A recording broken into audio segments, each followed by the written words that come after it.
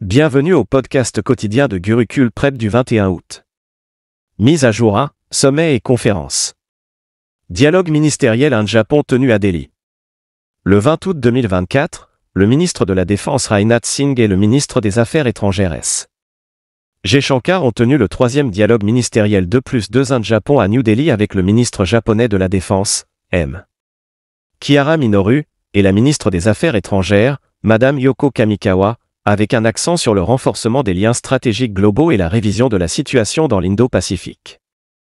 La première édition du dialogue s'est tenue en Inde en 2019, tandis que la deuxième a eu lieu au Japon en 2022. L'Inde utilise le format de dialogue ministériel 2+2 avec très peu de pays, y compris les États-Unis, l'Australie et la Russie. Mise à jour 2, nomination. Ashok Kumar Singh prend la direction générale de l'ESIC. Ashok Kumar Singh, YAS, a pris ses fonctions en tant que directeur général de l'employé State Insurance Corporation, ESIC, relevant du ministère du Travail et de l'Emploi du gouvernement indien, dans son siège de New Delhi. Ashok Kumar Singh est un fonctionnaire YAS de la promotion 1999 du cadre du Kerala. Il a précédemment occupé le poste de secrétaire principal au département des ressources en eau du gouvernement du Kerala.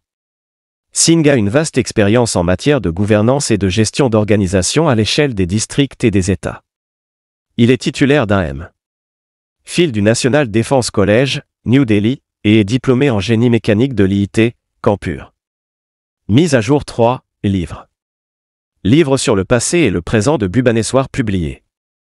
Le livre de table, Baby Bhubaneswar complète 75 ans, écrit par l'entrepreneur et directeur général de l'hôtel Crown de Basish Patanek, retrace la riche histoire et la croissance de Bhubaneswar au cours des 7 dernières décennies.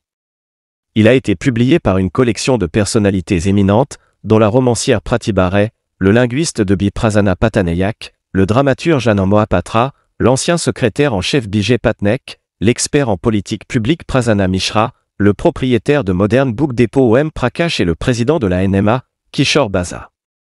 L'auteur a déclaré que le livre offre un récit photographique complet, capturant l'évolution de la ville depuis ses débuts en tant que ville administrative planifiée jusqu'à son statut actuel de ville de niveau 2 en plein essor. Mise à jour 4, Défense. Le chef de l'armée préside une réunion de haut niveau. Le 20 août, le chef de l'armée, le général Upendra Dwivedi, a présidé une réunion de haut niveau axée sur les activités de transformation en cours de l'armée indienne et sa contribution à l'atteinte de l'objectif de Viksit Bharat d'ici 2047. Selon une déclaration du ministère de la Défense, des discussions ont été tenues pour réorganiser les quartiers généraux de l'armée, les quartiers généraux des commandements et d'autres organisations critiques pour atteindre une efficacité maximale et une préparation opérationnelle. L'armée indienne se concentrera sur la modernisation de toutes les armes de combat, des bras de soutien au combat et des unités logistiques. Mise à jour 5, économie. Le Népal va exporter 1000 MW d'électricité vers l'Inde. Le Népal fournira environ 1000 MW d'électricité à l'Inde, a annoncé le ministre des Affaires étrangères S. Jaishankar après de vastes discussions avec son homologue népalais Arzu Ranadeba. M. Jaishankar a qualifié la décision du Népal d'exporter de l'électricité vers l'Inde de « nouveau jalon ». Les deux ministres ont également discuté des moyens de renforcer la collaboration dans le commerce, la connectivité et les infrastructures. Discussion sur la coopération multidimensionnelle Inde-Népal, y compris dans les domaines de l'énergie, du commerce, de la connectivité et du développement des infrastructures, a déclaré M. Jaishankar sur X. Mise à jour 6, nationale. L'Inde renforce la vigilance alors que les cas de Mpox augmentent dans le monde. Selon des sources, le gouvernement central a exhorté les autorités des aéroports, des ports et des frontières à rester vigilantes face à l'augmentation mondiale des cas de Mpox. Les responsables ont déclaré: nous avons alerté les aéroports, les ports et les frontières avec le Bangladesh et le Pakistan.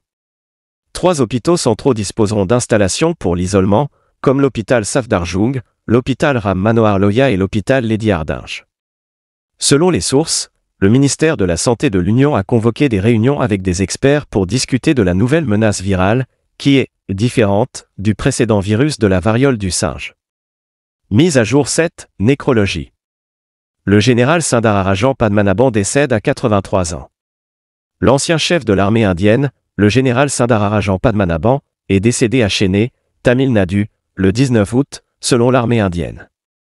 Le 30 septembre 2000, le général Sundararajan Padmanabhan, qui a été commissionné dans le régiment d'artillerie, a pris le commandement de l'armée indienne en tant que 20e chef d'état-major de l'armée. Le général Padmanabhan a joué un rôle important dans les victoires significatives de l'armée sur les militants au Cachemire, ce qui a permis de mettre fin aux opérations. Son travail remarquable dans l'État frontalier, qui continue de faire face à des militants armés, lui a valu la médaille Ati Vishisht Seva, AVSM, après quoi il a été nommé directeur général du renseignement militaire, DGMI. Mise à jour 8, classement et rapport.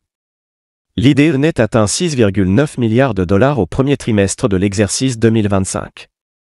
Selon les chiffres les plus récents de la Banque de réserve de l'Inde, l'investissement direct étranger net, IDE, s'est élevé à 6,9 milliards de dollars au cours de la période d'avril à juin de l'exercice en cours, contre 4,7 milliards de dollars l'année précédente. Cette augmentation a été attribuée à une amélioration des entrées brutes d'IDE, qui ont augmenté de 26,4% en glissement annuel, YoY, pour atteindre 22,5 milliards de dollars au premier trimestre 2024 à 2025. Les secteurs de la fabrication, des services financiers, des services de communication, des services informatiques et de l'électricité ainsi que d'autres secteurs de l'énergie ont représenté environ 80% des entrées brutes d'IDE.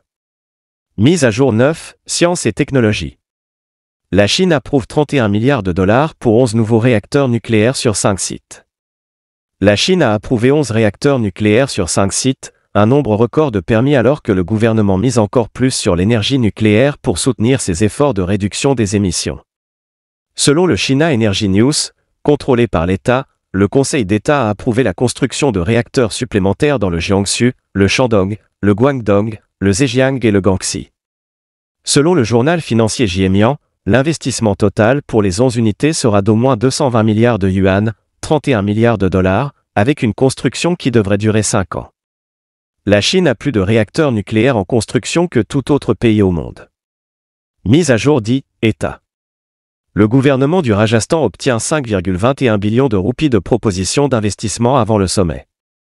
Dans les 2 semaines qui ont suivi l'annonce des dates du sommet d'investissement, Rising Rajasthan, 2024, le gouvernement du Rajasthan a reçu des propositions d'investissement totalisant plus de 5,21 lacs crores de roupies, environ 62 milliards de dollars. Selon un communiqué officiel, le Bureau de promotion des investissements, BIP, le département nodal pour le sommet d'investissement, a reçu des offres de certaines des entreprises les plus importantes d'Inde et du monde. Ces projets ont le potentiel de générer environ 1,55 lac d'emplois directs.